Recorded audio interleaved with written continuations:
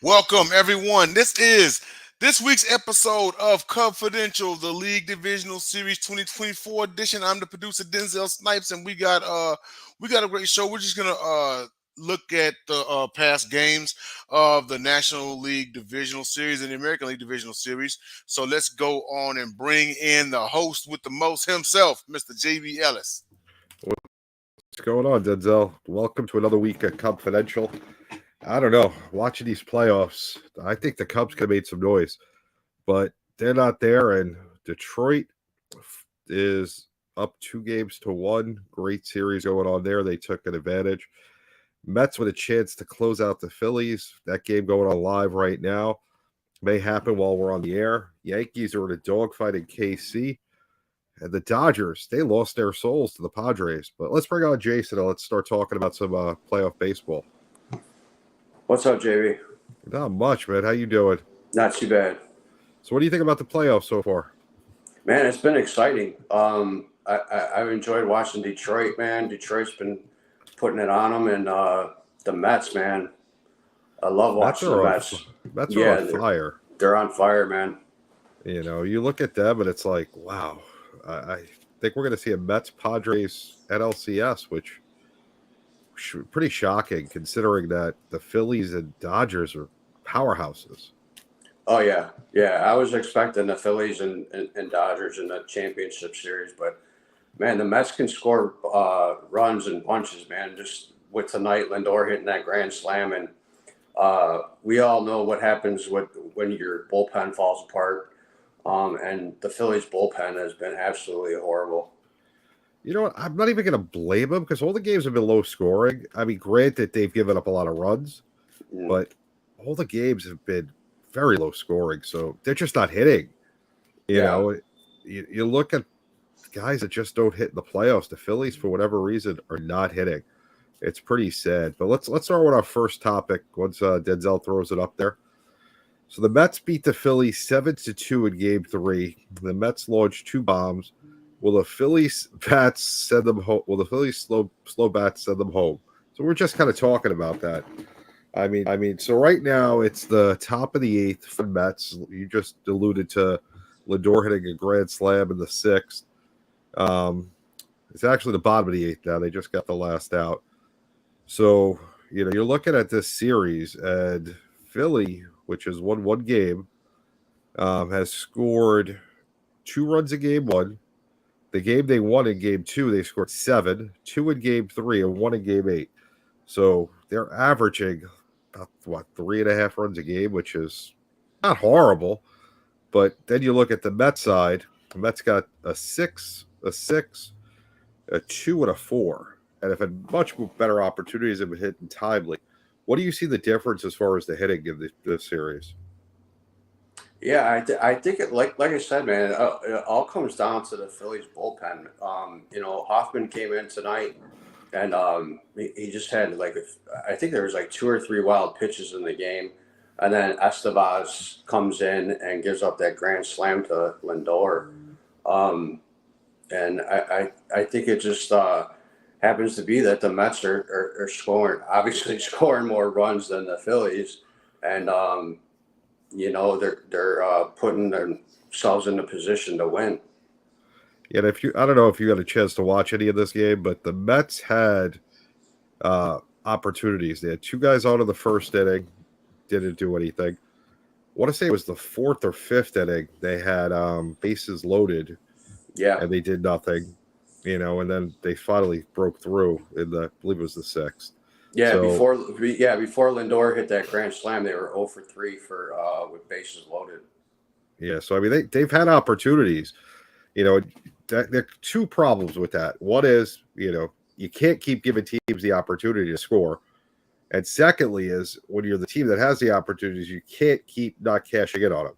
Because what happens is, you know, then you'll end up losing the game. But their pitching right now is holding up.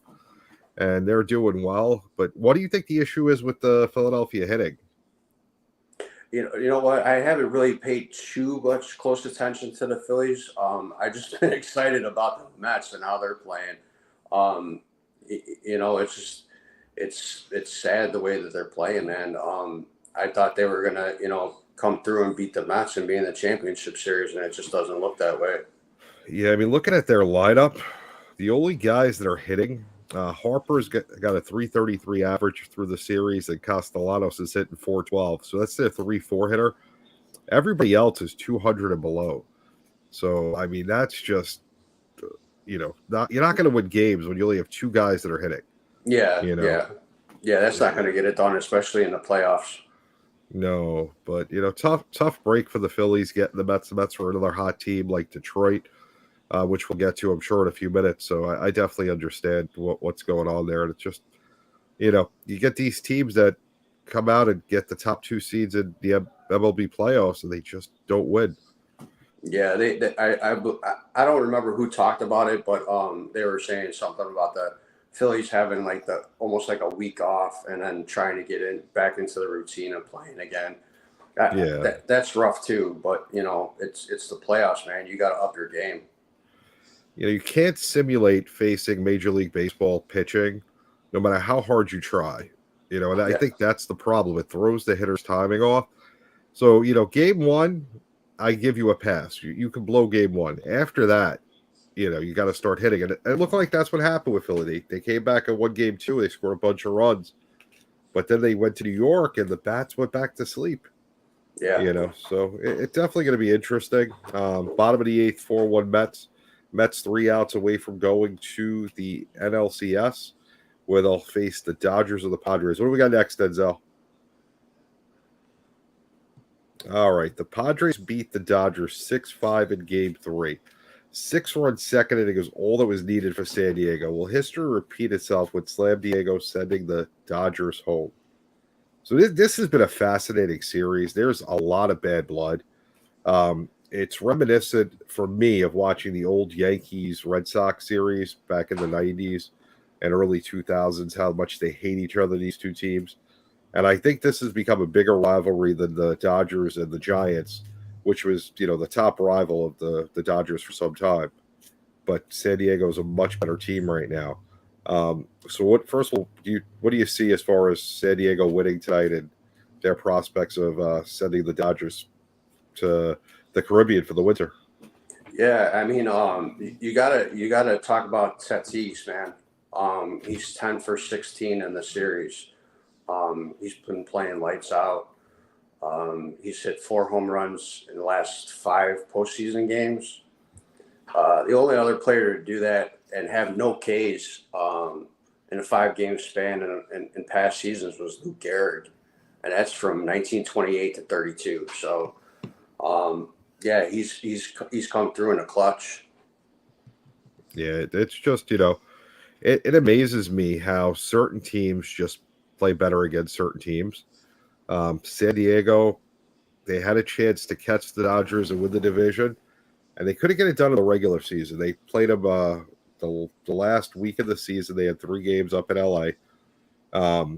They won 1 and lost 2, I believe, and if I'm correct on that.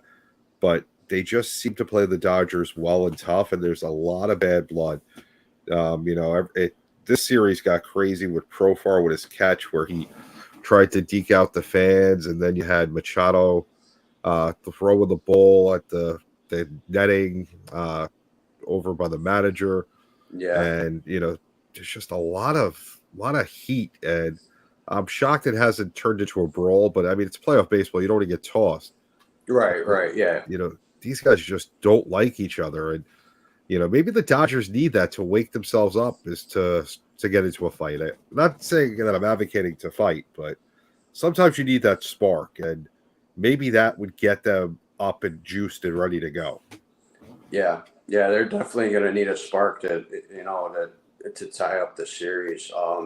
And let's not forget about King for the Padres. He's been lights out, man.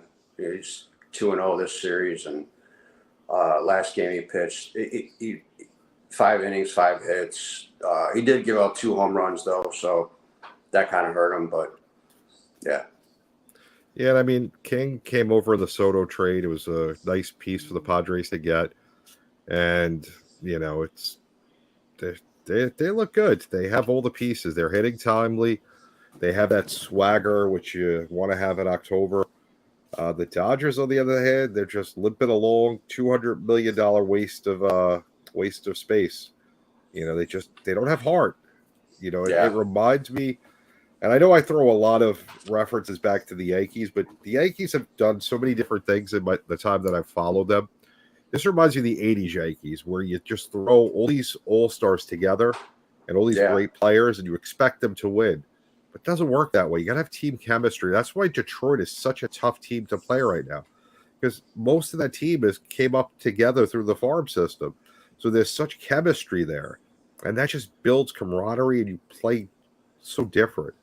Yeah. Because you care about everybody on the team because you're so ingrained with them. You've been with them for years. So I don't know. I think the series ends tonight. I think the Dodgers are going home, and it sucks because I want a Yankees Dodgers World Series, and I don't think it's going to happen again. Yeah. Yeah. I mean, the Dodgers. I mean, like I said, they choke often in the playoffs, man. Even when they played up against the Cubs, and they kind of choked in that series. So, you could throw all the money you want at players and stuff, but like you said, man, you got to build a camaraderie and play together as a team, especially in the playoffs. And like the old saying goes, there's no I in team. So No, and it's weird because baseball, you would think out of all the sports, chemistry shouldn't really matter. I mean, hitting, it doesn't matter what anybody else does on the team. I'm hitting. I should be able to do what I got to do. And if 9 people do that, you have a good game. yeah, But for some reason, it does. Pitching, I don't. What does it matter? All you do is throw the ball. It doesn't matter who's playing first base or right field. So I don't get how chemistry is so important, but it definitely is. yeah, What do we got next on the lineup here, Denzel? All right, the Tigers have a huge win today, 3-0. They're up 2-1. Do you think the Tigers are going to make the ALCS, needing one more win with a home game coming up tomorrow? And if they fail, they go back to Cleveland for a Game 5? yeah. I think Detroit is the better team right now, and I think they do make the championship series. Yeah, I mean, you look at this series, it's actually they made it to the ALCS. Why are we even? No, they didn't. That's the Astros. My bad. So if you look at the series, both teams haven't scored yet in the same game. First game, the Guardians won 7-0. It's game 2 and game 3. The Tigers won 3-0. So we still haven't seen both teams score, which is insane. The fact that we're 3 games in and both teams haven't scored. And I have to agree with you. The Tigers look like they're the better team. They've been playing the best baseball since August 11th, which we've mentioned before. They're hitting timely. They're not crushing the ball. They're not scoring a lot of runs, but they're hitting when it counts. A lot of young talent there. They have Skubal.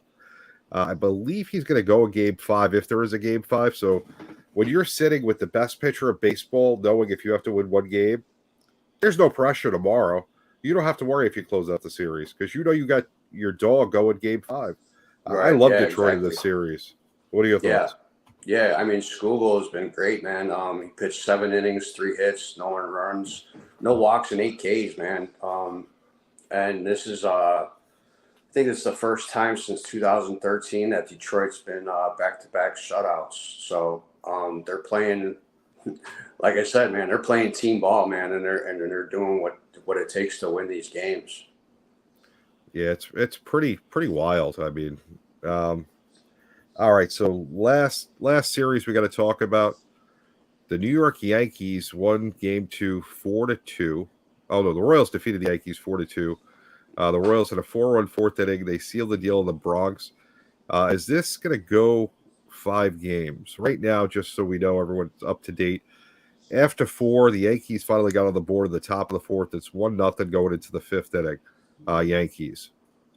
So what's your thoughts on this series? Well, I mean, Witt Jr. has been hitless in the series, and they're still winning games. So if Witt gets hot, man, I would take Kansas City in the series. Judge has been cold. Judge just got his first hit of the series the other day.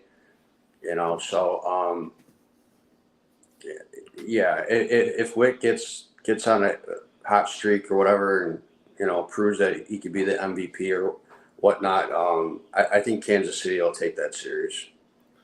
Yeah, I mean, I don't know. Being the Yankee fan I am, we're in trouble. We didn't need to lose game 2. We could have lost tonight. That'd have been okay.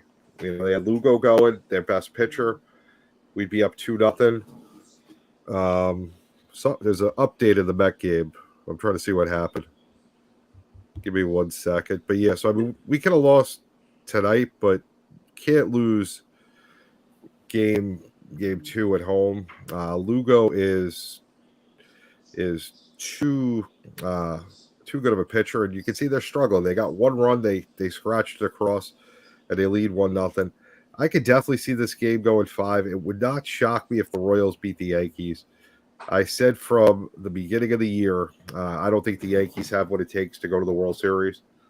Right now, they're trying to prove me wrong. They're just, it's just tough. It's not a cohesive unit. Judge doesn't hit in the playoffs. Stanton strikes out too much. Judge strikes out too much. Soto's a beast, but he can't do it by himself. So it's going to be interesting to see how it all breaks down. Top 9, first and second for Philly, down 4-1, no outs. And Cody Clemens at bat. And the Met pitcher is having trouble throwing strikes. I can tell you that. I looked at the pitch screen as I was getting a text from my buddy in New York, and the pitches are all over the place. I mean, this is not good. You cannot let Philly get back in this game. You don't want to drive the hour and a half down to I-95 down to Philly. You want to close this team out. Going to be interested to see what happens. Yeah, I agree. I'm in shock because they had this. All right, let's do our cup or dud. All right. Cup or dud. Mets will win the NL pennant.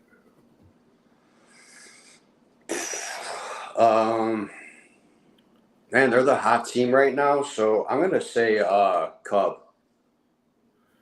Interesting. Yeah. I don't know if they can beat San Diego. I think the Dodgers would be the team I want to play if I'm the Mets, and that's scary when you ask it to play the Dodgers. You don't ever want to play them. Yeah. But out of the 2, I'd rather play them because they just don't perform when the pressure's on. San Diego, the only advantage I think the Mets have playing San Diego is that San Diego will have such a letdown after beating their rivals, and the amount of energy and stress that they're under right now. And they're, it's like, yeah, we got to play the Dodgers. We got to beat them. And then, all this fighting and everything. And then it's a letdown. Oh, we're playing the Mets. So if the Mets can capitalize on them quick, but they first still got to get the Phillies. And right now, I mean, Diaz is just having trouble throwing strikes. This is scary. 2-1 with Cody Clemens at bat. 2-2, no outs, first and second. It's a scary situation if you're a Met fan because you don't want to see this game tie. So he got the strikeout on Cody Clemens, 1 out. Mets are 2 outs away from winning the NLDS. I don't know, man. Relief playoff pitching. Baseball, man. Yeah, exactly. Relief pitching, man. Why are you putting yourself in such a stressful situation? Mm-hmm. Yeah, So, I agree. Phillies have Marsh up next, followed by the leadoff hitter Schwarber. Better hope for a double play. You don't want to face Schwarber in a game tie situation. He hasn't done much. Yeah, I was just going to say about the double play, man. Hopefully you can get a double play and avoid Schwarber. Right, he got the first pitch strike to Marsh, so that's good. You want to get that first pitch. Pitch number 2 is wide outside. So if you're looking at our screen, imagine if you look about 3 feet to the right. That's where that pitch was. I don't understand. I'm looking at the ESPN Gamecast. Mm-hmm. I don't even know how. I've never seen a pitch that far outside on the Gamecast. So that's how far outside it was. Wow. It was about midway from the side of the strike zone to the end of my screen on the phone. So that's pretty wild. That's way outside. But 1-2 now is he got a swing and strike. I don't know. I'm keeping it low, trying to get the double play. I don't want to pay Schwarber. No, Schwarber's dangerous, man. All Regardless right. in any situation. So, Jay, man, appreciate you coming out tonight talking some playoff baseball. Next week, we'll start talking the AL and NLCS. Anything you want to say before we're out of here? No, man. Like I said, it's been an exciting postseason this year, man. I've been enjoying watching the games. Go Mets. Right? They've been playing well. All right, man. Pleasure speaking with you. We'll see you next week. Everybody, enjoy the baseball. Got some NFL football. Follow Sideline Sports. Watch Picked Off coming up next. Have a great night. All right, JB.